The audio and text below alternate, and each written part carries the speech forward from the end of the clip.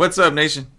Welcome to another edition of the Wise Take NBA DFS podcast. CK013 here. You can find me on Twitter at CK_013, and I am joined once again by the true OG, aka Swaggy P, Mr. Paulie D. You can find him on Twitter at Paulie with 8 Ds. Paulie, I had one nickname taken away, the truest of true. Had that taken away from Patio Joe, but I did get one of our members did give me the Swaggy P, the new Swaggy P. So I'm working with a new name. How you doing, bro? I'm good. Nicknames, I'll take them. Swaggy P. I'm so curious what the origins of that. Like what brought that on? Yeah, so, me too, man. It was hilarious. Someone let us know. Yeah, I'm with it. Yeah. It Makes was sense either way. Man, I tell you what, man. We have some funny ass members, man. I mean, we have some awesome members, first of all, but we got some funny ass members for sure, man. Like, we got a lot of members who are like they're grinding, learning the game, and becoming really, really good fantasy players, and we got some motherfuckers that are just funny as shit. It's just and the Swaggy P was a good one. The Swaggy P was a good. It just so happened you was wearing a vest on the Y stream that day, and you were wearing like a different kind of hat. So I was like, I didn't even think about it. Like it was you. I sent it to you. I was like, yo, this dude said Swaggy P, and I'm thinking because of Paulie, Swaggy P. And then and then you were like, oh, was it because the vest? I'm like, oh, was it because the vest? So, you know what I mean? Yeah, we don't know. Now we I'm curious. We gotta find out. Yeah, now I'm curious where it came from. So I'm in a much better mood now than I was. Like now that I've accepted the way this night is going, I'm in a little bit of a better. I'm over it. But for a minute there, I was ready to. I said some stuff on Twitter about Spoelstra. But I was about to say some stuff that I think I would have regretted even saying because I try not to wish harm on people. You know what I mean? And the man's doing like his job for real NBA purposes. But for DFS, man, I said it on Twitter, man. I was like, I posted a picture of him and I said, this is the face of the DFS devil.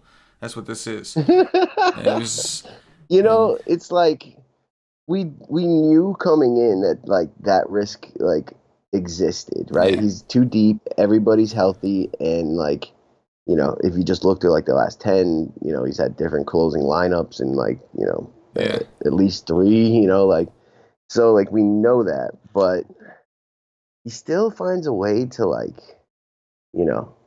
do exactly like what you don't think he'll do. Right. You know what I mean? Like yeah, like you think he's gonna like force his own style of play, and then he just matches up with whoever the opponent gives him, and then you think, oh, he's okay. Well, I guess he's just gonna match up with the opponent, but then no, he tries to force his own style of play. He's just a pain in the ass. I can't stand the guy. I really can't, man. I cannot stand him, and honestly, it irks me that he even has a championship ring, because obviously that was LeBron's doing.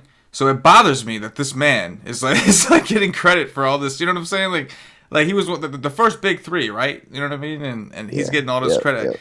Yeah. Hey, you could be the best coach in the world, but what we do is DFS, and I hate you. It's just like simply put. Maybe he's There's a a good couple guy. teams like that. Portland's another one that's deep. And like Orlando Magic, they're not deep, but he plays 10-man rotation. Yeah, he plays his second real unit. Ugly deep. Second unit. Yeah. Yeah, he lets it ride. And a lot. Denver, when they're fully healthy, they're deep. The Orlando Magic are. It's funny because Cash and DFS is an Orlando Magic fan, and like they're just like him. Like the coach just lets the second unit. He just whips his junk out, and puts his junk on the table. Nuts on the table with the second unit, baby. It's a bunch of scrubs, but let's see how long we can hang in this game with these guys playing. It's like every night. That's what the Orlando Magic do. Just throw out there, put the nuts on the table, and before we break down this slate, how bad are the Detroit Pistons, man? Like Reggie Jackson is just sorry. Andre Drummond is a bitch. Like I'm sorry, man. Like I'm blowing off some steam. Obviously, I usually don't come at players like this on the show, but just a joke. 2 days in a row, Drummond. 2 days in a row. Like the Griffin gets 0 rebounds for the first time in his career, and then he takes the night off. Like, yeah, I'd be like, nah, I'm playing and getting 20 rebounds, and and then to just like not compete at all against the Lakers, like depleted, and then the Kings, like, Jesus, I don't give a damn. It's a back-to-back. Y'all barely played because y'all got your ass kicked by the Lakers, and it was just a joke, man. Reggie Jackson, you shouldn't even be in the league. You don't deserve it. You should be.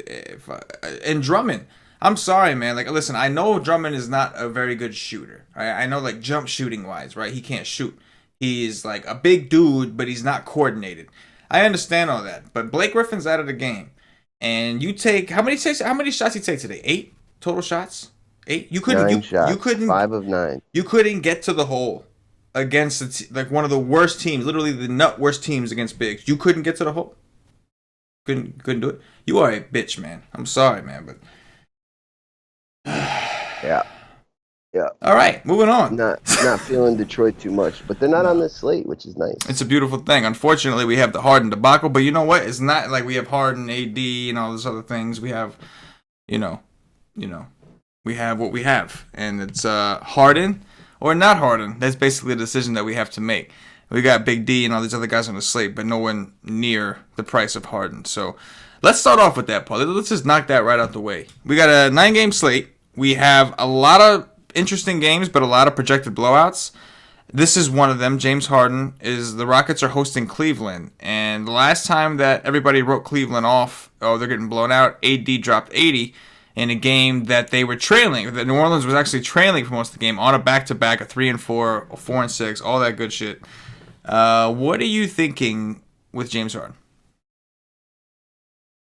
So they've played once this year, and in Cleveland, the Cavs actually won. Harden played 44 minutes, went for 66. I'm assuming there was most of the team there at that point. This was before Thanksgiving. They haven't had any blowouts recently, and they played a pretty tough schedule. You got to go back a ways till you find they beat Washington by 18. He did only play 34 minutes that game and still went for 55. But it's like, if it stays close, he's going to go for like 100. If they do blow them out, as they should, I don't know if he ends up being a player that you wanted to have. And that is ultimately the decision. 12-5. 6x of 12-5 is about 81? No, not that much. About 75. So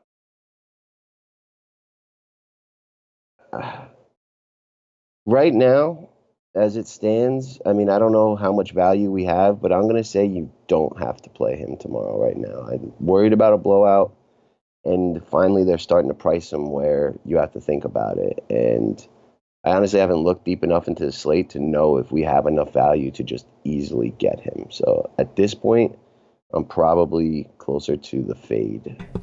Yeah, that's always my initial reaction too. I always want to fade him. It's just easier to build teams without him when there's not a guy that's taking up so much of your salary. But then usually by the end of the slate, but by the time the slate comes, I'm usually like, all right, who am I kidding? There is no value. You know what I'm saying? No, but value opens up. Opens up. You get this player, that player, and it's like, all right, now I can easily go to him. It's also like the drunk effect though. Like the night before, you're all gung ho and like you don't need it. It's like the reverse effect, right? You're at night, you're kind of relaxed. You do your extracurriculars and everything kind of builds up in you. You're like, I don't need Harden. You know what I'm saying? Like, oh yeah, right.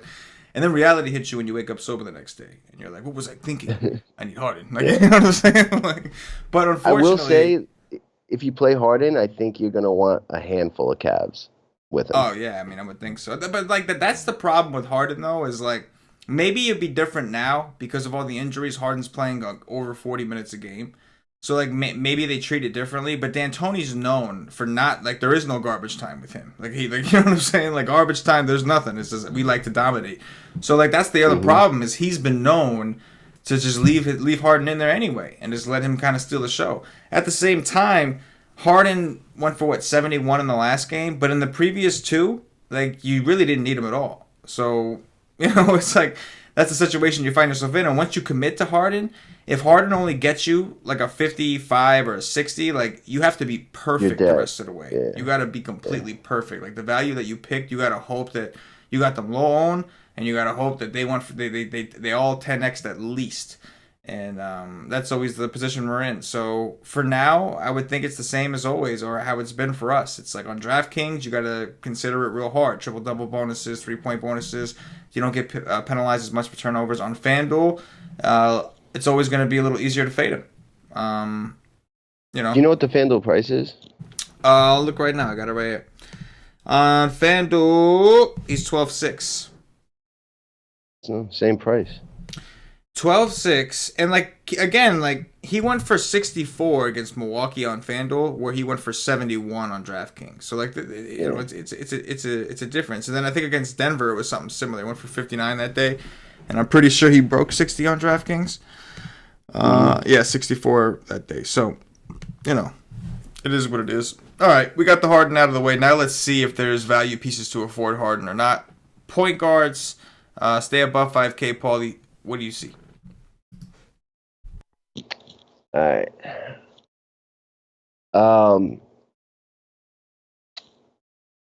Ben Simmons is in a really good spot against Atlanta. There's a lot of games on this slate where if it stays close, they could do some damage. Philly does not play the next day. I would think they'd want to get things right. They're much better at home. Atlanta has been playing much better since they got John Collins back. And at 8-9 on DraftKings, like if Redick is also still out, he gets bigger usage. If Redick's out, I'm going to be interested. I think a lot of my teams are going to be stacks tomorrow because of all these huge spread games that have blowout risk, but he's definitely interesting. Kemba on the road in Portland at 8-3. I really actually don't mind. Portland's a decent defensive team, and I think Kemba's got a little more incentive with the All-Star game being in Charlotte, and supposedly he's lagging in the ballots, so he may try to step it up and get himself a home All-Star visit. So I think there's a chance we start to see the Kemba from the beginning of the season. Also, if they're going to stay close, I would think that has to be contributing. And at 8K, there's big upside there. I'll talk about him as shooting guard.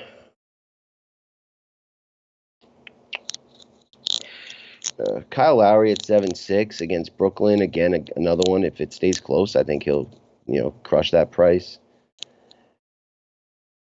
I got to look into the Bulls and see how they've been handling some of their blowouts, because they have gotten blown out a lot lately, and kind of see if the coach throws in the towel early, or if he'll run these guys a little bit deeper into that game, because I do like the Bulls spot against the Warriors, but I'm fairly certain they're going to get blown out just like the Knicks did. But guys like Chris Dunn at 6'6", if they're going to still get 35 to 40 minutes, he should make value in a pace-up spot. So that's something I got to dive into. I can get behind D'Angelo Russell against Toronto.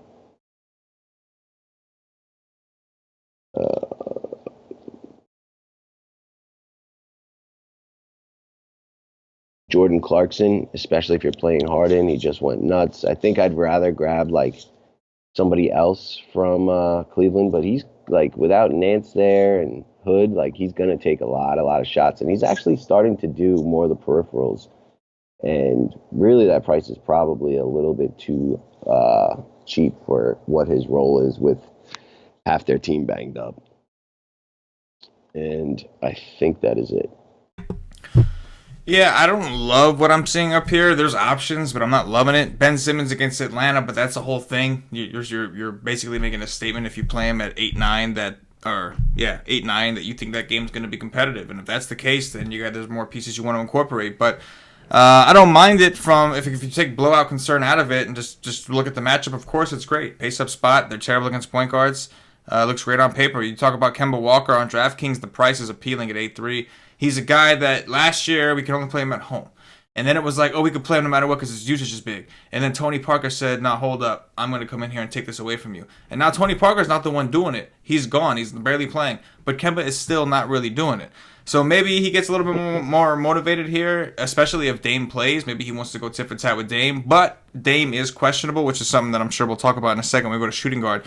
Or maybe even Value Town. But I could get behind it, but again, like nothing that's like popping out. I'm like, we gotta play this, and like Kyle Lowry would be the next guy, as you mentioned, 7-6 at home against Brooklyn. I'll look at the history. I'm sure it's decent against Brooklyn. They've always been bad against point guards, and Lowry's been playing a little bit better after getting all that time off. He still didn't quite. I don't think he like quite hit value in that last game, which was a little disappointing because it was a close one against Atlanta. But he's only 7-6, and it's Brooklyn. And real quick on Brooklyn, they have like by far and away the most like close games this year. Like astounding. Like the way that the stat works, I think it's like if the game is within 5 points with less than 3 minutes to go, and they have like 70 something percent, and like the next closest team is like 62 or something like that. So like they hang in there. You know, they're not good, but they do hang in games. So, like, no, absolutely. Just look from like a step back, like which game's going to stay close. Like you always got to kind of consider the Nets could do that. Yeah, not for nothing. Like maybe some of their guys are tired or whatever the case is, but like I haven't been overly impressed with what I've seen from Toronto lately, the way they've played. Yeah. So Lowry's in the conversation. And yeah, like none of these guys really stand out a ton. Like they're all like, yeah, I could do this, I could do that, but nobody that I'm like super sold on. So hopefully we get some news and that changes, or maybe we see some value time and we punt it. Paulie, take us down. What you see down there? All right.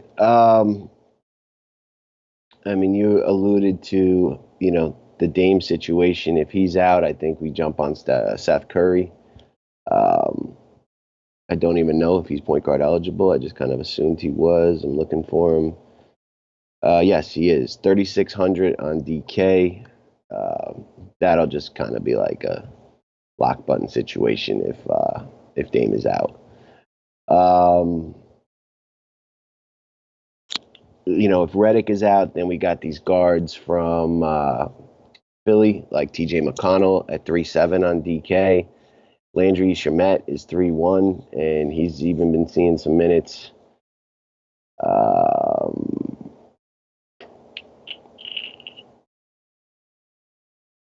Alec Burks, point guard eligible. Again, if you're playing Harden, I think Burks or Colin Sexton make really smart pairs with him.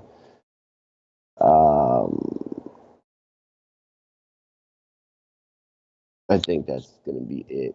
Obviously Seth Curry's the big one, and then you got those Cavs guards that make a lot of sense if you're playing Harden. Yeah, and you mentioned Seth. Like I'll take another look on FanDuel.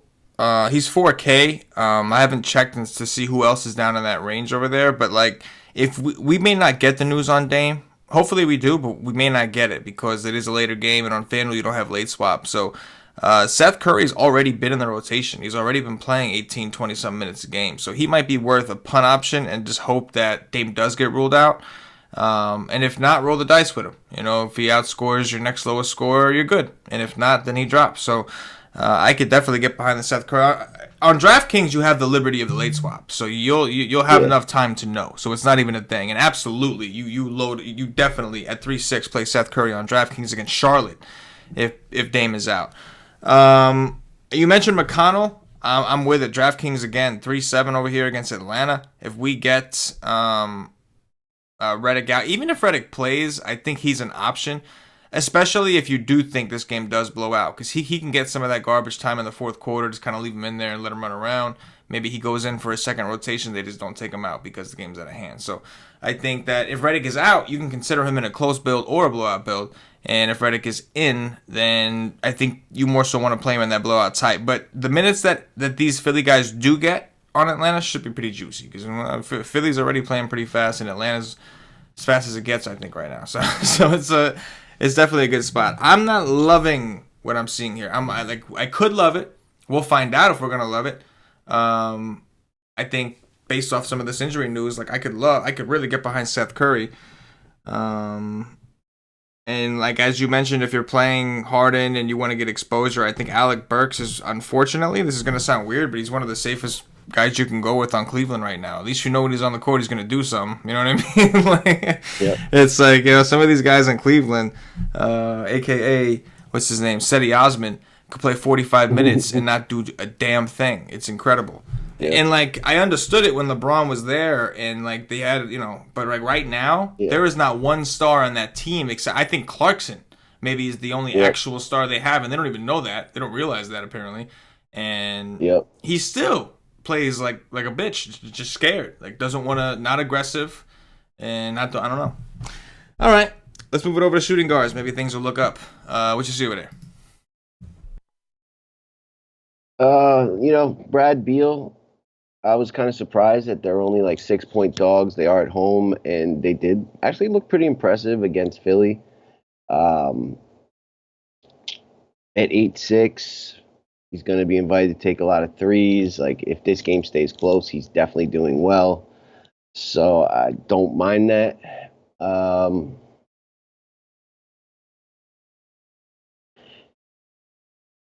Victor Oladipo could go ham against the Knicks.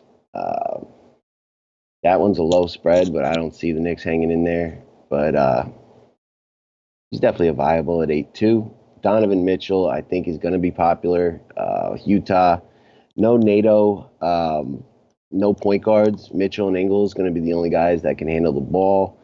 And we finally saw him scooping up some peripherals since Rubio's gone down. He's had 7 and 5 assists. He did have a 1-assist game in a game against Milwaukee, but he, on top of those peripherals, getting a handful of rebounds, and he's taking 20-plus shots a game and multiple threes, scoring a ton of raw points. Like, he's probably going to be my favorite play at this position unless Dame is ruled out. And then we got CJ McCollum at 6'3", which would be an auto play.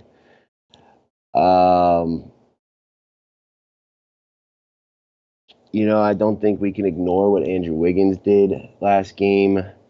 Jeff Teague did get ejected, but he was that was later in the game. He's up to 6'8". I don't like that price on DK. But, if the new coach is going to get him, that type of usage. Cat also did get into some trouble, but 35% usage, took 24 shots, took 23 the game before that too. If we're starting to see that kind of role for Wiggins, then, he's probably underpriced.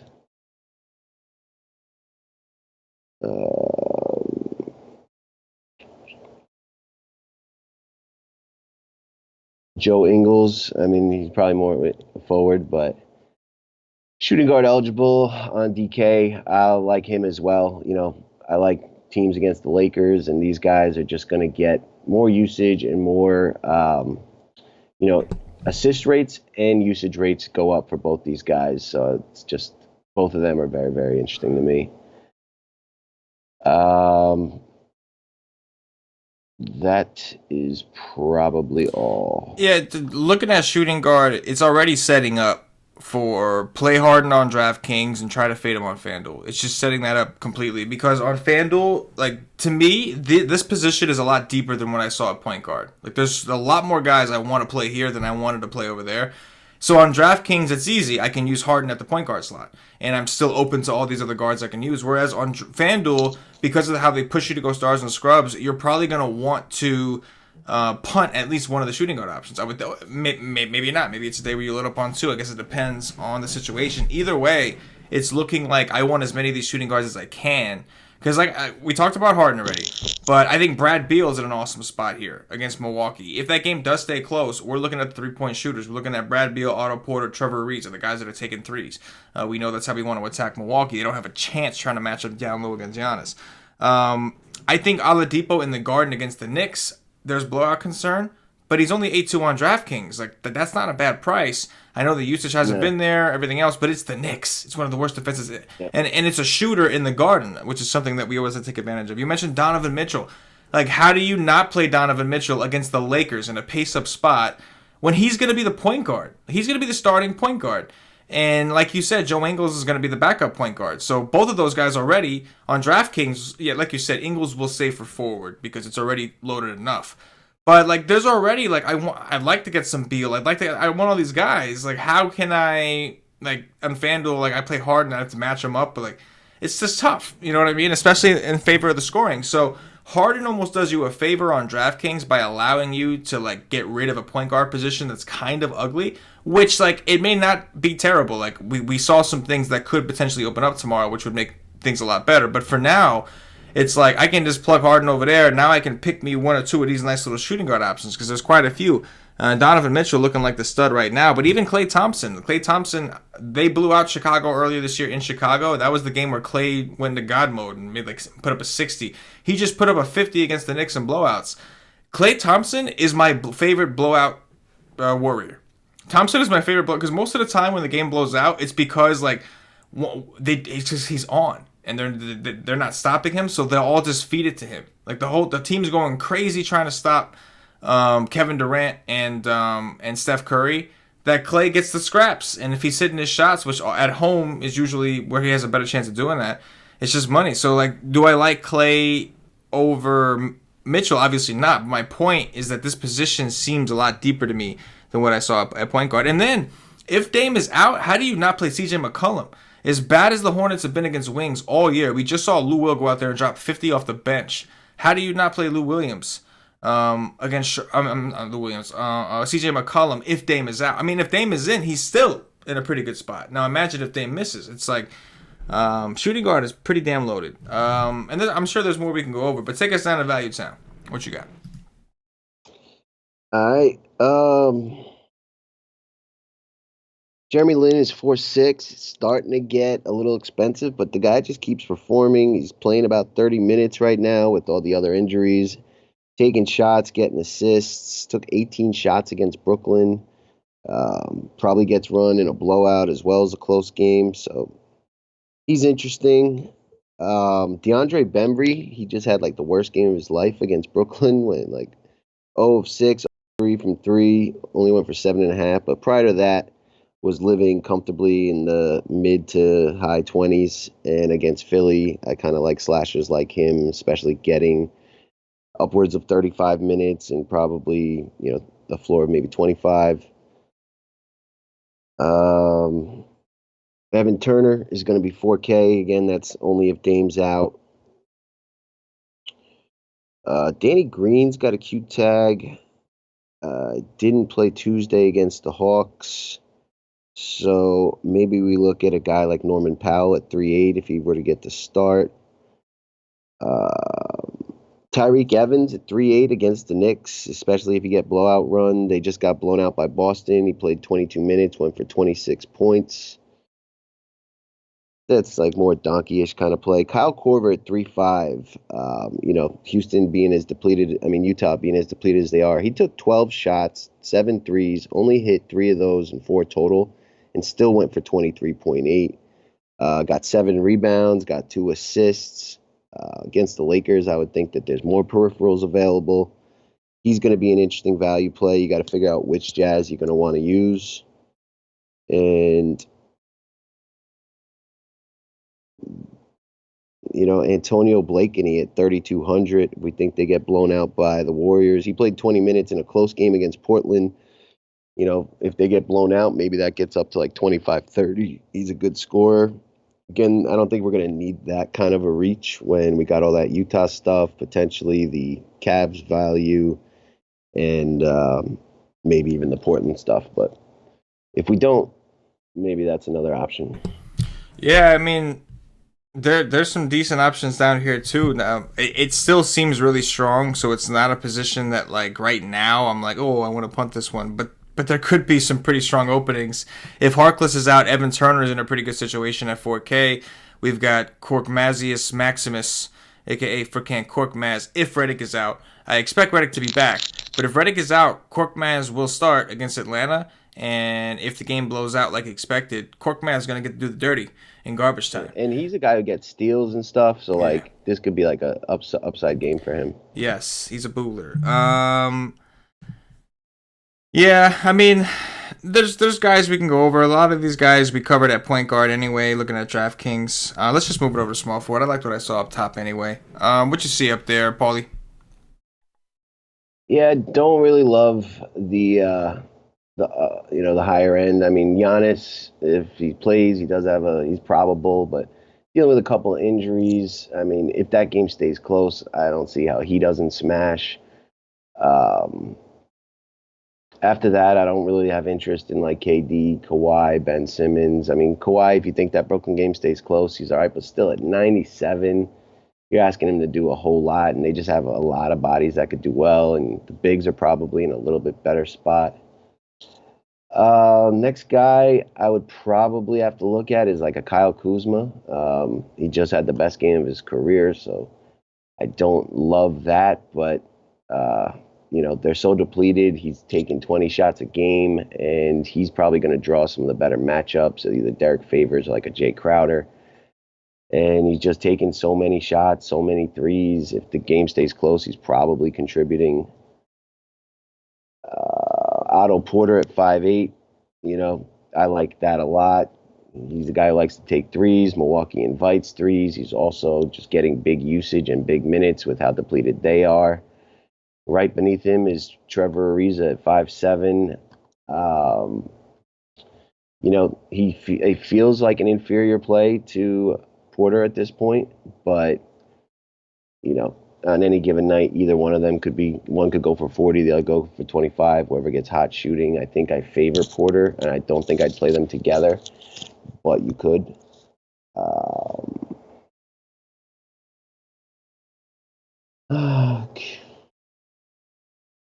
DeMarre Carroll in a little revenge spot. If you are playing the Toronto guys, I'd probably run it back with some DeMarre Carroll from Brooklyn. And that is all. Yeah, right now I don't love what I see up top either. I think that Giannis is in a good spot. I don't mind him. Maybe on FanDuel, it's better off for you to try to fit him over there. We are encouraged to go stars and scrubs no matter what. On DraftKings, if you are planning on playing Harden, it's going to be difficult to play Giannis if more value doesn't open up. But the spot is great against Washington. They're terrible against bigs. You got to look at Giannis like what he is. He's a big. He's like he's like their center. He's obviously playing forward, but you know that Brolo ain't the one down there banging it out. The reason Milwaukee's good against rebounds is only because of Giannis.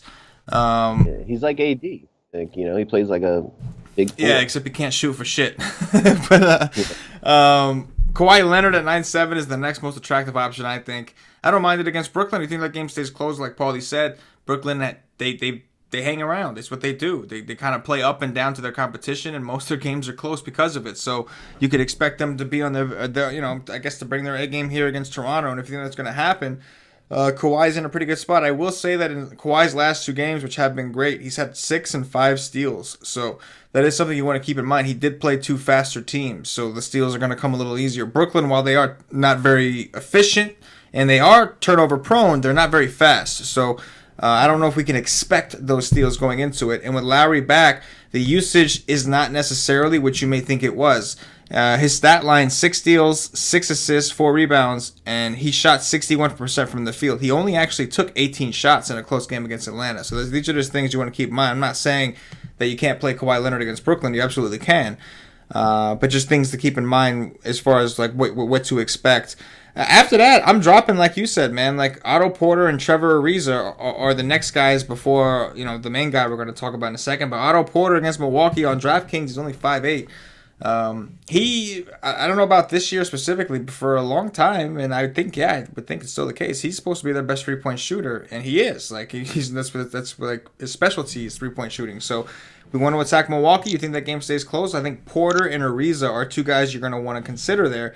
Along with Beal, like one of those 3, and Porter from a price perspective seems to be the most valuable based off what we're getting here at 5'8", especially on DraftKings where you get extra points for 3-pointers. So I do like Otto Porter, I do like Trevor Ariza, and then of course Joey Ingles, man. He's like you said, like you were telling me before the show. I think you're right. I think Ingles is going to come out of the game fairly early. They're going to stick him the run point guard on the second unit, and then he'll close with Mitchell, and he's still going to have the same usage. So half the game he's going to have boosted. Well, there's going to be boosted usage no matter what because Rubio's out.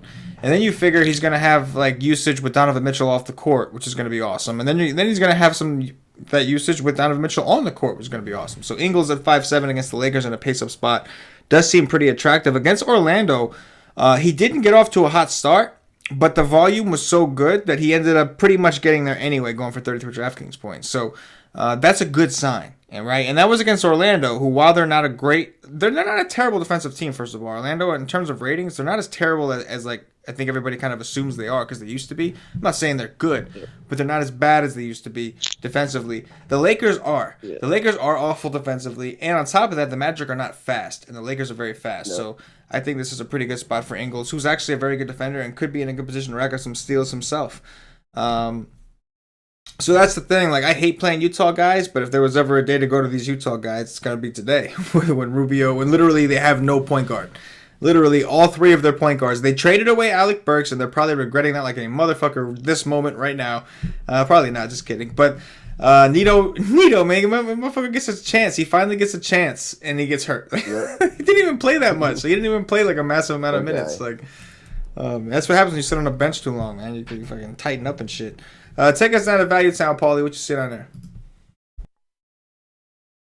So, another Utah guy. This is my least favorite Jazz at this point, and that's Royce O'Neal. I'm assuming he's going to get chalky. He kind of like always does whenever value opens up for the Jazz. He's 3-3.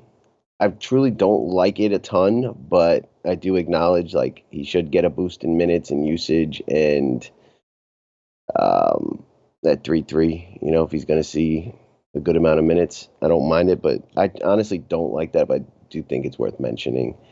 The other Utah Jazz, Jay Crowder, 4-4, that's too cheap. I would expect him to get over 30 minutes, take double-digit shots, being paced up against the Lakers, a team that he has done fairly well against in his career. He's another Jazz that's interesting. I don't know how many Jazz we can get onto one team, but I'll figure that out before the Y stream tomorrow. After that, I do not see a ton.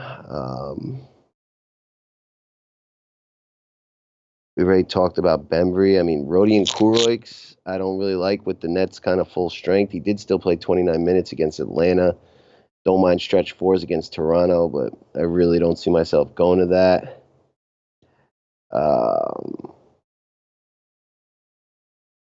Maybe we have to start thinking about Henzonia. He's 3-9. They got blown out by Golden State. He played 25 minutes, but the game before that against Portland, that they only lost by 11, he played 31. And, it's hard to guess who's going to play what minutes for the Knicks. I don't think we'll need to have to do that. There's enough really much better value all around.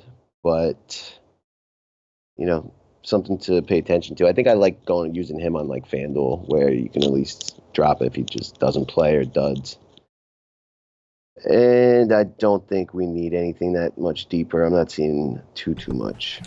Yeah, on FanDuel, I feel like I'm assuming that Royce is going to start. I'm just assuming that if Mitchell's playing the 1, they're going to need the 2. That's where Royce fills in. We got to check on Tabo and some of these other guys. Grayson Allen, all these guys are all out. So I would assume that we're going to see O'Neal get the start. On FanDuel, he's an awesome punt. Min price over there, a small forward, at a position that we just talked about and said was fairly weak. He makes a lot of sense on FanDuel. That's probably going to be a guy that I have a lot of over there. On DraftKings, he's still fine. He's 3-3. And we just talked about needing value. We talked about James Harden. Like, the minutes are going to be there. If he plays efficiently, he'll be able to give us a pretty good result. If he plays inefficiently, it's going to be tough. He's not a high-volume guy. But I think just for the fact that he's on the court so much in a pace-up spot against a poor defensive team, a turnover-prone team, it's going to make, it's going to increase his odds. I would expect him to be on the top of many models tomorrow. So, it's tough. He did sub in for NATO when he got hurt. He was subbing in for NATO, like even earlier in the game. Right. And although he only played 18 minutes, it looks like. Right. 17 minutes. Like, NATO didn't get hurt till, like, I think the fourth quarter, actually. So. Yeah. NATO played 31 minutes, so he did play like a good amount of minutes, and he played 29 against Milwaukee. So that seemed to be about where they wanted him. And if you take those off the court, they got to give them to someone. Like we were just saying, man. Like, if I'm assuming that we got to check on Tabo and Grayson. I'm pretty sure both those guys are still out, but they don't have a choice. They're just so thin. So I do think Royce O'Neal is going to play a ton, man. And he's really cheap on both sides. That seems like the value play of the day for me. Move us over to power forwards, Paulie. What you see up there? All right. So up top, kind of the same guys from small forward that we don't like. The first guy that I think you take notice to is John Collins. He was 6'9" the other day. That was such a great price. Now he's 7'8", but he's gone for 51 and 44 in his last 2 games. Those were close. If you think this stays close, it's, John Collins is probably at minimum going to get you to 5x value, and with ceiling for more, depending how good the game goes. If Miles Turner's out, Domantas Sabonis is in just an absolute smash spot against the Knicks. Even at 7.5, I think I would play him. Both Siakam and Ibaka are in great spots. I think I favor Siakam here, even for 500 more. Again, another cheap bull, Lauri Markkanen at 5'9". As I explained earlier, I got to look and see if they'll play deep into a blowout. Because this is the one I think is like the most likely to get really ugly, just like the Knicks got blown out by the Warriors the other day. But if these guys are still going to get minutes in the pace-up environment, they might still be good plays, at least the Bulls side. Cantor may miss for the Knicks. If that's the case, then Noah Vonleh at 5'8" becomes extremely interesting.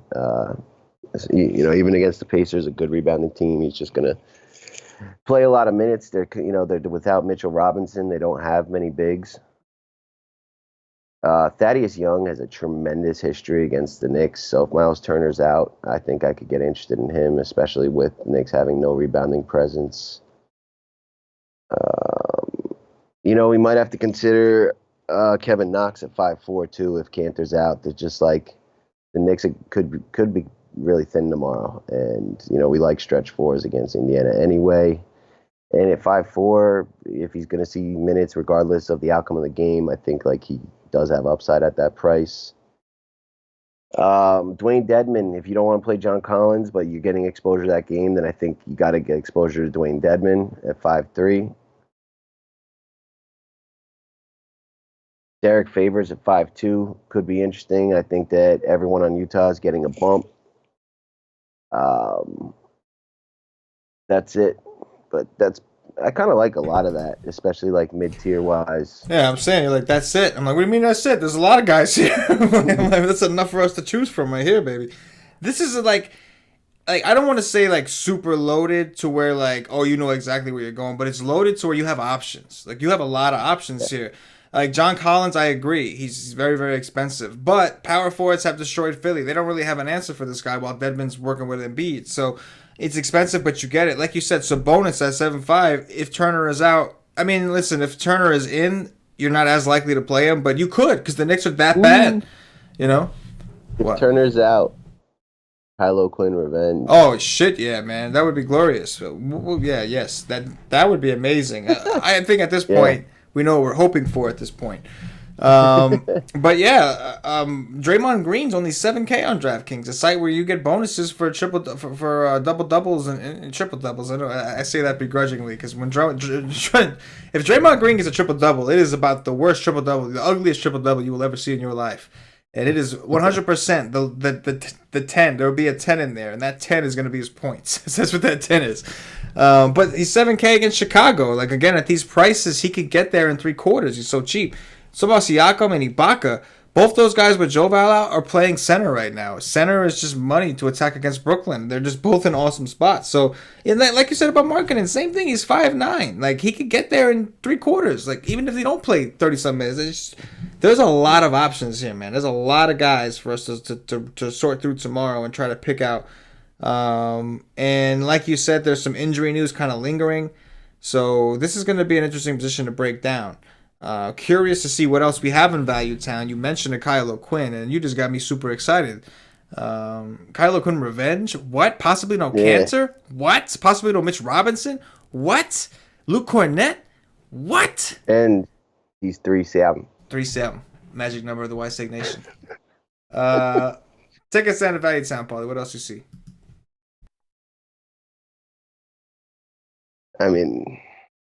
Kylo Quinn is everything. Dario Saric, 4-5, played 25 minutes, took 12 shots, the most shots he's taken in a long time.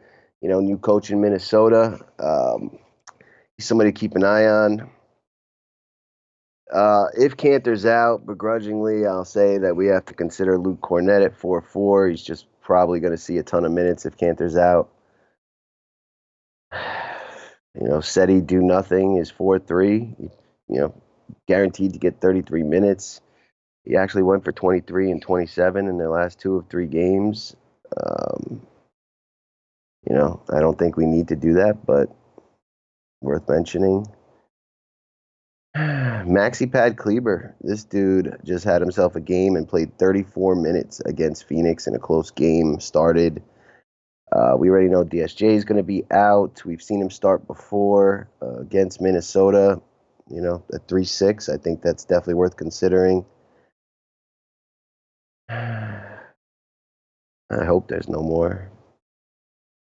Yeah, that looks like it's about it. I know, man. There's going to be a lot of guys to sift through. On FanDuel specifically, I do like Dario Saric. He's only 3-7 over there. On DraftKings at 4-5, he's much more risky. But on FanDuel, as a punt, yes, sir.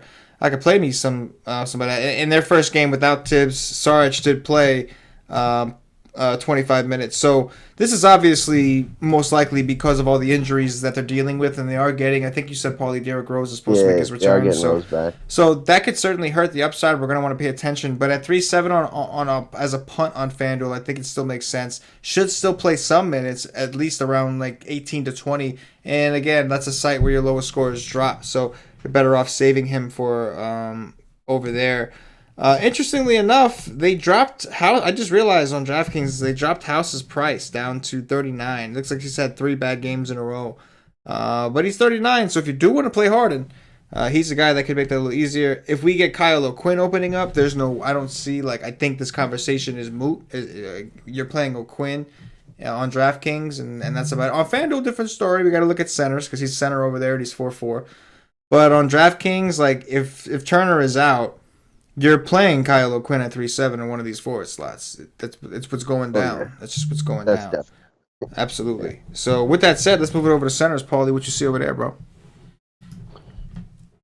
I mean, Embiid in an absolute smash spot at 11K.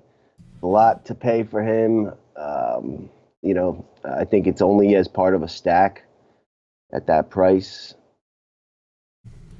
Don't mind Karl Anthony Towns. He just got in foul trouble, but I would think he kind of becomes the alpha of that team. Derrick Rose being back may take some shots away. Probably actually don't want to pay 10-2 with Rose back. Nurkic, dude's in another smash spot. Centers have just been killing Charlotte. They'll probably have to try to stick Biyombo on him, but as long as the games are close, Nurkic has been playing well into 30 minutes for the most part, and at 8K, I don't mind it.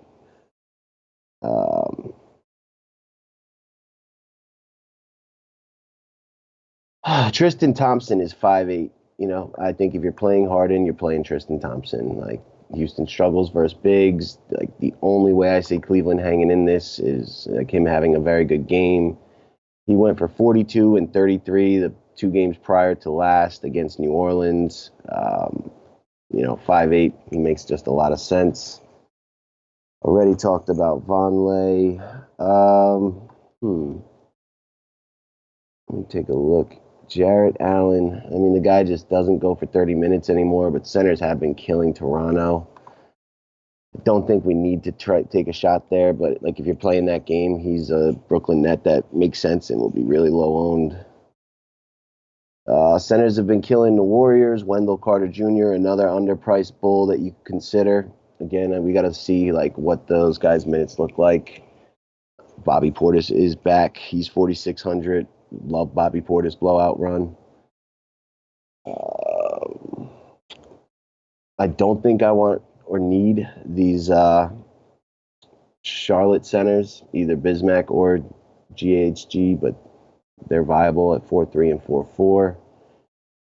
Alex Len could become viable if one of those Collins or Dedmon get into foul trouble on Embiid. He's been getting good minutes, backing those guys up. Jean Mahinmi. This guy's, I think, 3 games in a row over 30. His price has finally come up a tad at 3-7. He's gone for 27, 31, and 30 and played 25, 17, and 25 minutes. We know centers do well against Milwaukee. I don't mind him either. And that is it. Not as deep a position as center normally is. Actually, Greg Monroe, 3,500. If you think they blow them out, he could, in 15 minutes, go for 30 against Brooklyn. Centers just crush that. There's options, but there's no, I don't know. I feel like it's normally much, much deeper at center. There's, I think I'm going to be paying down at center tomorrow. Yeah, I mean, I don't mind it. Joel Embiid, a phenomenal spot, like you said, blowout concern. Nurkic, phenomenal spot, like you said, blowout concern. And not even just that, just concern about, it's always a risk with Nurkic. You never really know what he's going to get. If, it's either the coach doesn't want to give him the run he needs, or he takes it upon himself to get into foul trouble unnecessarily. How do you get 4 fouls against Chicago? You know what I'm saying? How do you get 4 fouls against Chicago? Yeah. You know what I'm saying? Who the hell on Chicago? And don't tell me Caveman either. Who the hell on Chicago is making you draw 4 fouls? Who on the Knicks? I mean, I guess Cantor I sort of get, but I don't know. But he's in a phenomenal spot. He's 8-1 on DraftKings. You get bonuses. If Dame is out, he's going to get somewhat of a boost. Yeah. It makes sense. But there's risk. Plenty of risk. Clint Capella's been looking real good, but like you said, if I'm going to go to Clint Capella, I'm going to go to Tristan Thompson instead. I'm going to save my money because if I'm playing Capella, evidently I think this game is going to stay close enough for not only Harden to hit value, but for Capella to hit value. And if that's going to be the case, then how does Tristan Thompson not hit value against one of the worst rebounding teams in the league? So I'm with you, man. There's not stuff that I'm overly excited about, but there's stuff that makes sense. You can make a case for a lot of these guys. But Thompson right now stands out to me the most, and that does kind of make me lean towards. It's kind of like what we were saying, because Thompson, you probably wouldn't play on FanDuel anyway, right? That's a site where on a slate like this, it doesn't really make sense to go to that mid range, especially at that position. So it's a DraftKings. To me, it's looking more and more like I'm gonna fade Harden on FanDuel and I'm gonna play Harden on DraftKings. It's looking more and more like that for me because Tristan Thompson at 5'8" is just juicy. Kyle O'Quinn at 3'7" to help me get in Harden is juicy. I can easily do it there. Whereas on FanDuel, shooting guard is deep AF for one, and number two, he's got to put up 80 points on DraftKings to really hurt you on FanDuel. It's you know what I mean? Yeah. But yeah, man, there's a lot of these guys you mentioned. Deadman, I'm with it, man. They're all guys you could take a chance on. Nobody the only one that I feel really I really think I might play this on DraftKings is Thompson. He's my favorite center right now. 5'8", even if it blows out, there's a good chance in 3/4 he can hit that. No Larry Nance, all the boards are his. It's just anybody who rebounds on Cleveland. It's all his. You know what I mean? And so I can definitely get behind that. Yeah, man, it's a pretty loaded slate. It seemed like power forward was pretty deep, shooting guard was really deep. I thought point guard was relatively weak, except for the potential news we can get to open that up. And then, like you said, center. I think center, it might be a position that you kind of fill in last, right? Just kind of see what you're left with based off everything else you want. Because there's nothing that you're over the top with, but there are options in each tier on DraftKings. So it's I could find somebody if I have to on the tier that I have to.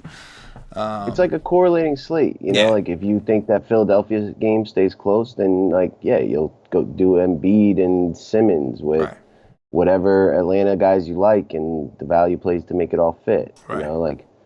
The only plays that really stand out to me that aren't that don't have anything to do with the blowout are the Utah guys. Yeah, those guys are probably going to end up. One or two of them will be core plays for me. Yeah, absolutely. I'll surround that by game stacks of correlating plays that make sense. Absolutely. That seems to be where you want to start is getting the Utah situation right, and then build around that and figure the rest out.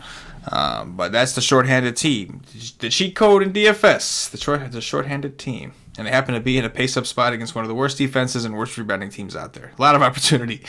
And that is going to do it for the position-by-position breakdown. At this point, I'm going to remind everybody, if you haven't checked us out at whitestate.com, make sure you get over there and take advantage. Take a look at what we do.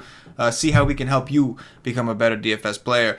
We are not just a DFS content provider. We are a DFS community. So come see what it's all about, guys. Get a day pass. You can try it out. $2.50 will get you in for 1 day of NBA content.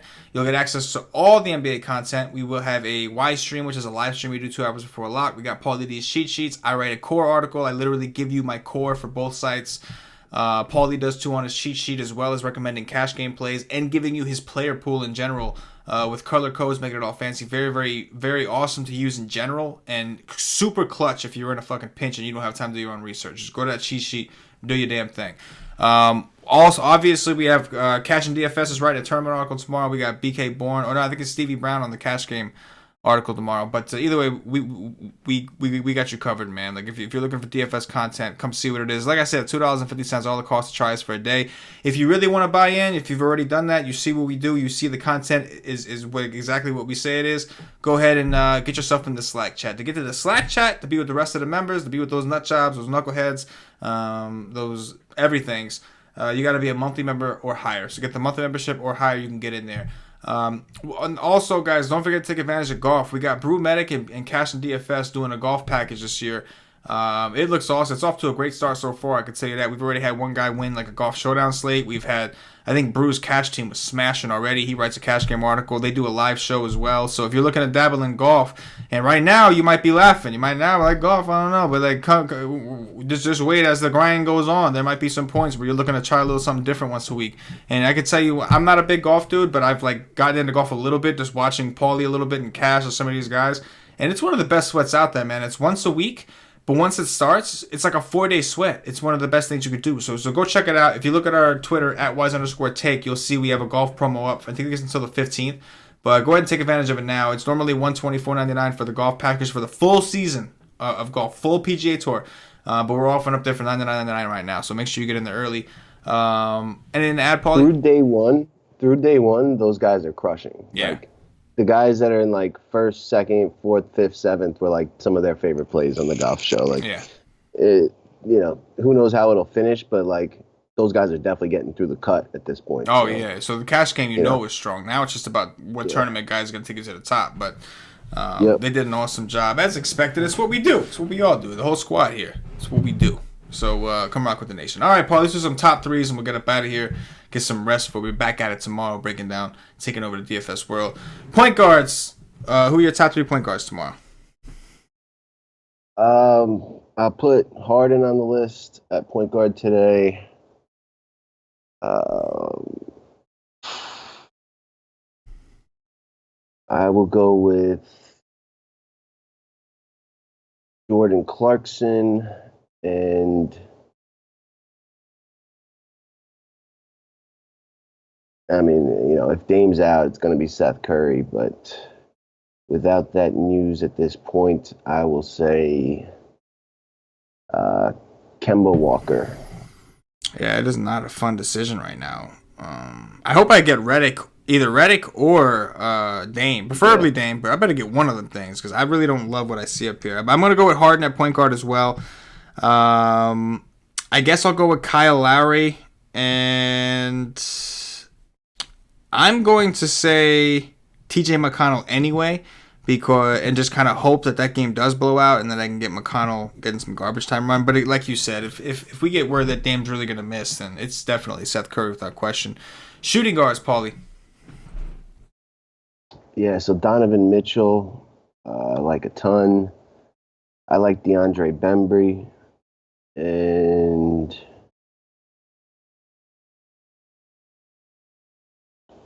I mean, if Dame is out, it's certainly going to be CJ McCollum.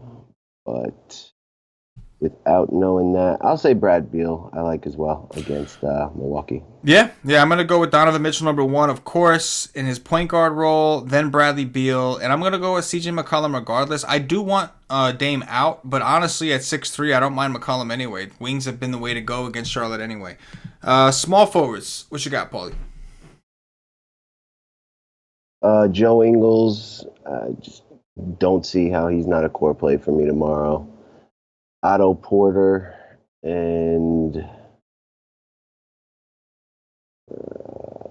you can give me Thaddeus Young. I'm going to go with Joe Ingles as well, Royce the 5'9", O'Neal, and Otto Porter. Power forwards, Paulie. Yeah.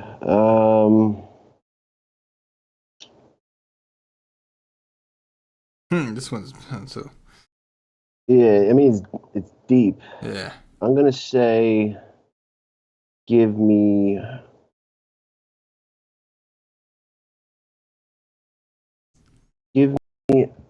Kyle O'Quinn, give me Dwayne Dedman, and give me Domantas Sabonis. Yeah, I'm gonna go with Kyle O'Quinn. Those of you that don't know, even though you should know, that's contingent on Miles Turner being out. If Miles Turner plays, there's a good chance that O'Quinn won't get a chance to play. So make sure I do that. But Kyle O'Quinn would be the top option for sure at power forward. Then, man, I'll go with Serge Ibaka.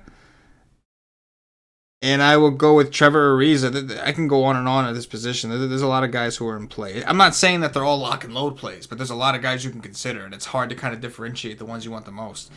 Centers, Paulie. Yeah, and if Miles Turner's out and you want to win, play O'Quinn. Shout out to Cash and D. Let's see. Center. I mean, it's kind of a cop-out, but obviously Joel Embiid. I really like Tristan Thompson, and I will say Noah Vonleh.